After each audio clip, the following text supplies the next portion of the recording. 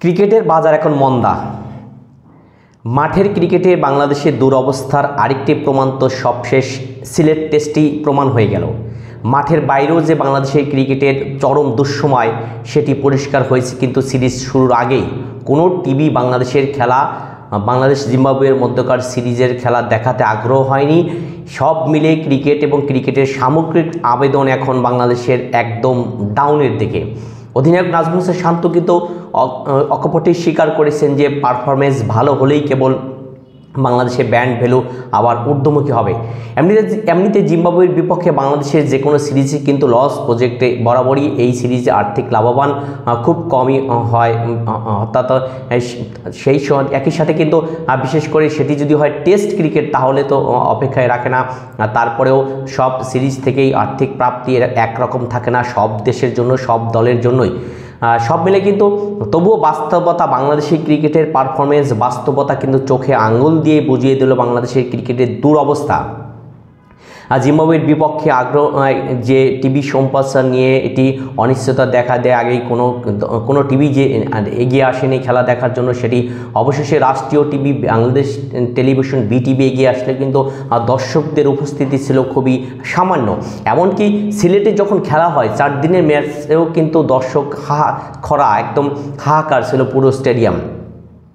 সব মিলে এই সংকট থেকে বাংলাদেশের উপায়ের একমাত্র পথ রয়েছে, সেটি হলো ক্রিকেটারদের পারফরমেন্স করতে হবে। একই সাথে পারফরমেন্স না করলে দর্শক বাংলাদেশের ক্রিকেটের দিকে মুখ ফেরাবে না, এটি স্বাভাবিক। আর আমরা যদি পেছনে তাকাই, যদি একটু খেয়াল করে দেখেন যে এই যে বাংলাদেশের ক্রিকেটের দর্শকদের মুখ ফিরে নেওয়া শুরু হলো মূলত কয়েক বছর আগে থেকে। অথচ কয়েক বছর আগে কিন্তু বাংলাদেশের ক্রিকেটের দেখানোর জন্য টিভিগুলি সিরিয়াল ধরে এত কোটি কোটি টাকা দিয়ে তারা এই সম্প্রচার করার জন্য আগ্রহ প্রকাশ করত।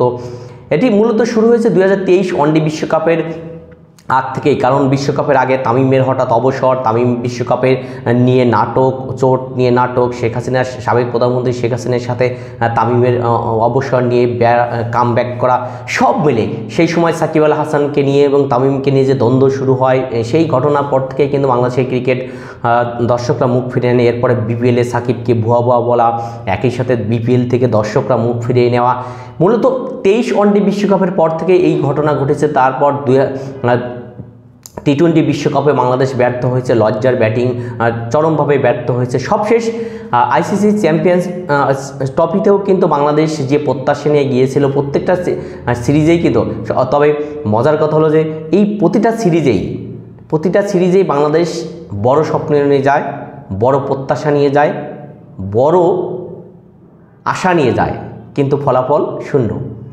চ্যাম্পিয়ন্স ট্রফিতেও তাই। এই কারণেই বাংলাদেশের ক্রিকেটের যে দুরবস্থা, এখান থেকে বেরিয়ে আসার জন্য একমাত্র পথ সেটা হলো ক্রিকেটারদের পারফরমেন্স। তবে মজার কথা হলো যে ক্রিকেটারদের পারফরমেন্স যাই হোক, বেতন কিন্তু বৃদ্ধি হয়েছে। দেখেন সিলেট টেস্টে বাংলাদেশ হারলেও কিন্তু প্রতিজন ক্রিকেটার 8 লক্ষ করে টাকা পেয়েছেন, জানেন।